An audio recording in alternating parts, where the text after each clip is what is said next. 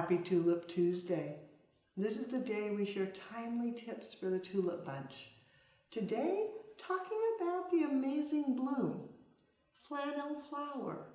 When you get it in, remove that lower foliage. You want all the energy to go up to the blooms. Then once you have that removed, give it a cut, nice and fresh, and dip it in quick dip. Yes, it does make a difference. Then move it over to a holding container using flower food. And it will hold and hold and hold. You can see so many of these. They're beautiful. Give it a cut, dip it, flower food, and then enjoy. Now you know how the pros do it.